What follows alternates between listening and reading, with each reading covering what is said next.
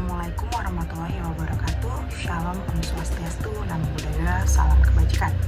Perkenalkan, nama saya Iran Christine Malau dengan NPM 2012 011 354. Pada kesempatan kali ini saya akan memaparkan sedikit ilmu yang saya ambil dalam mata kuliah HPTN.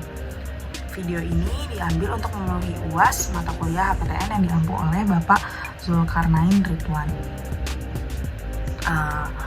Langsung saja, Mahkamah Konstitusi adalah suatu lembaga peradilan sebagai cabang kekuasaan yudikatif yang mengadili perkara-perkara tertentu yang menjadi kewenangan berdasarkan ketentuan Undang-Undang Dasar 1945. Mahkamah Konstitusi ini memiliki 4 kewenangan dan 1 kewajiban.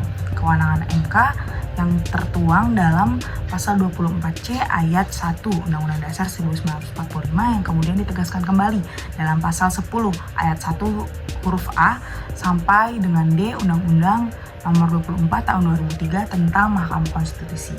Yaitu yang pertama, Mahkamah Konstitusi itu memiliki kewenangan untuk menguji undang-undang terhadap Undang-Undang Dasar 1945. Lalu yang kedua, memutuskan sengketa kewenangan lembaga negara yang kewenangannya diberikan oleh Undang-Undang Dasar 1945. Lalu yang ketiga, untuk memutuskan pembubaran partai politik, dan yang terakhir memutuskan perselisihan tentang hasil pemilihan umum. Adapun yang menjadi kewajiban MK yaitu memberikan putusan atas pendapat DPR mengenai dugaan pelanggaran oleh Presiden menurut Undang-Undang Dasar 1945. Kewajiban MK ini secara eksplisit tercantum dalam pasal 24C ayat 2 Undang-Undang Dasar 1945. Nah, selain materi yang diajarkan oleh kami juga diajarkan bagaimana praktek persidangan MK, yang pada kesempatannya tiap mahasiswa atau mahasiswi yang akan berperan dalam persidangan akan dipercayakan sebagai hakim, panitera, termohon, dan pemohon. Sebelum dilaksanakannya persidangan, kami juga membuat permohonan terhadap MK terlebih dahulu untuk yang nantinya akan dibawakan ke dalam persidangan. Nah, seperti yang sudah saya jelaskan di awal bahwa Mahkamah Konstitusi itu memiliki kewenangan untuk menguji undang-undang terhadap Undang-Undang Dasar 1945. Maka kami melakukan atau membuat permohonan untuk diajukan uji terhadap Undang-Undang 1945. Saya dan kelompok saya membuat permohonan pengujian pasal 21 Undang-Undang Nomor 14 Tahun 2019 tentang pekerja sosial terhadap pasal 28C ayat 2, 28D ayat 1 dan 28I ayat 2 Undang-Undang Dasar Negara Republik Indonesia tahun 1945. Di mana dalam pasal 21 Undang-Undang Nomor 14 tahun 2019 tentang pekerjaan sosial, syarat untuk mengikuti pendidikan profesi pekerja sosial yaitu yang pertama adalah sarjana kesejahteraan sosial, lalu yang kedua sarjana terapan pekerjaan sosial atau sarjana ilmu sosial lainnya terkait kesejahteraan sosial. Bahwa kami dari permohon merupakan warga negara Indonesia yang memiliki latar belakang pendidikan non sosial, akan tetapi memiliki konsen dan ketertarikan pada upaya peningkatan kesejahteraan masyarakat. Hal ini lantaran pemohon saat ini terlibat aktif dalam sejumlah lembaga masyarakat yang bergerak dalam bidang kesejahteraan sosial dan kemanusiaan. Nah, pemohon ingin menjadi pekerja sosial, namun pendidikannya ialah non sosial. Nah, dengan hal tersebut, dengan ketertarikan pemohon terhadap sosial, maka pemohon tetap bersikeras untuk mengikuti seleksi menjadi pekerja sosial. Namun dalam upayanya ternyata pemohon tetap tidak lolos untuk menjadi pekerja sosial karena tidak memenuhi syarat dalam administrasinya, sehingga pemohon tidak lolos. Hal ini membuat pemohon merasa tidak adil karena pemohon merasa hal ini bertentangan dalam norma pasal 28C ayat 2, 28D ayat 1 dan 28I ayat 2 yang mengatur di sini 28C ayat 2 berisikan setiap orang berhak untuk memajukan dirinya dalam memperjuangkan haknya secara kolektif untuk membangun masyarakat, bangsa, dan negaranya. Lalu yang dijelaskan lagi pada pasal 28D ayat 1 bahwa setiap orang berhak atas pengakuan, jaminan, permohonan, dan kepastian hukum yang adil serta perlakuan yang sama di hadapan hukum. Dan pasal 28I ayat 2 bahwa setiap orang berhak bebas dari perlakuan yang bersifat diskriminatif atas dasar apapun dan berhak mendapatkan perlindungan terhadap perlakuan yang bersifat diskriminatif itu. Jadi pemohon merasa bahwa ini tidak adil baginya, di mana dia sudah memiliki latar ketertarikan dari kecil untuk bahkan memegang tanggung jawab besar dalam organisasi sosial.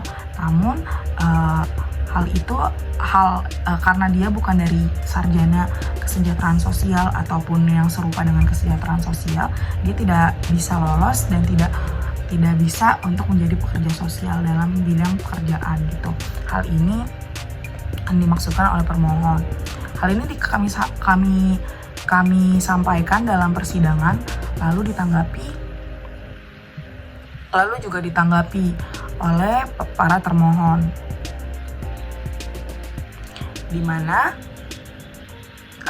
seseorang yang ingin menjadi pekerjaan sosial, di mana termohon menyampaikan seseorang yang ingin menjadi pekerja sosial haruslah memenuhi syarat yang telah ditentukan dalam pasal 21 dan dalam pasal 22 Undang-Undang Nomor 14 Tahun 2019 tentang pekerja sosial.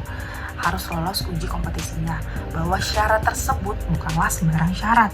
Syarat yang diajukan telah dipikirkan mengingat suatu pekerjaan haruslah dilakukan oleh seseorang yang memang berkecimpung di bidang tersebut. Hal ini dimaksudkan agar tidak adanya kesalahan di masa depan yang nantinya akan berimbas buruk kepada dirinya dan juga orang lain, karena kejadian di masa depan tidak dapat diprediksi.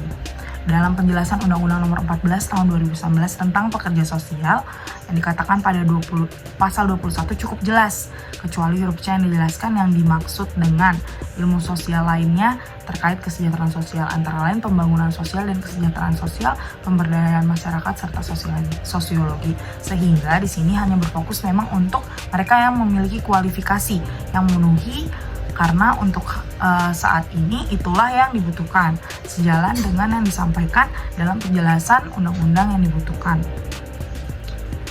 tentang pekerjaan sosial bagian umum, bahwa pekerjaan sosial adalah komponen utama penyelenggaraan kesejahteraan sosial, bahwa dalam hal ini tugas dari pekerja sosial tidaklah bersifat umum, melainkan berfokus pada masalah sosial yang oleh individu, keluarga, kelompok, dan masyarakat, sehingga diusahakan harus dari mereka yang mengerti mengenai masalah sosial dan memenuhi kualifikasi. Namun kami sebagai pemohon masih memberikan tanggapan bahwa belum tentu setiap mereka yang di luar non sosial tidak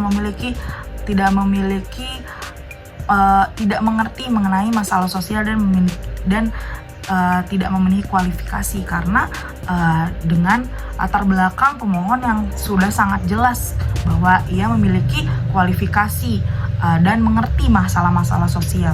Hal ini menjadi tanggapan kami di dalam persidangan. Dengan ini, seiring menanggapi dan ditanggapi, hakim pun memutuskan untuk mengadili permohonan kami karena pemohon memiliki legal standing yang jelas dan permohonan yang sesuai.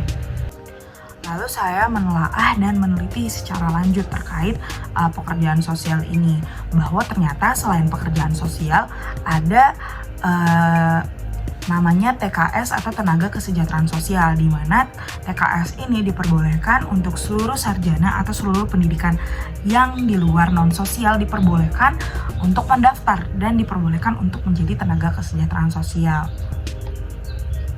Karena di dalam sertifikasinya ada yang dikeluarkan oleh Balai Diklat Kementerian Sosial. Yang pertama adalah sertifikat pekerjaan sosial profesional. Lalu yang kedua adalah sertifikat tenaga kesejahteraan sosial, di mana untuk mendapatkan sertifikat pekerja sosial profesional itu memerlukan pendidikan yang di bawah Kementerian Sosial, yang dimana pendidikan itu adalah pendidikan sarjana sosial atau lainnya. Sedangkan sertifikat tenaga kesejahteraan sosial itu diperbolehkan atau dapat didapatkan oleh para yang menempuh pendidikan sosial maupun di luar sosial. Seperti itu. Jadi untuk pemohon atau setiap orang yang memiliki ketertarikan terkait sosial atau terkait kegiatan sosial dan lainnya bisa menjadi IKS, ETKS, tenaga kesejahteraan sosial. Mungkin ini saja yang bisa saya paparkan, bahwasanya dalam mata kuliah HPPTN saya mendapatkan ilmu terkait materi yang sudah dijelaskan bahwa MK memiliki beberapa kewenangan dan kewajiban, dan dimana kami juga menerapkannya lewat persidangan, lewat kami membuat permohonan, lalu juga menjadi pemohon, termohon, hakim, dan panitera. Hal tersebut tentu saja sangat bermanfaat bagi kami ke depannya. Mungkin sekian yang bisa saya paparkan terkait ilmu yang saya dapatkan dalam mata kuliah HPPTN ini.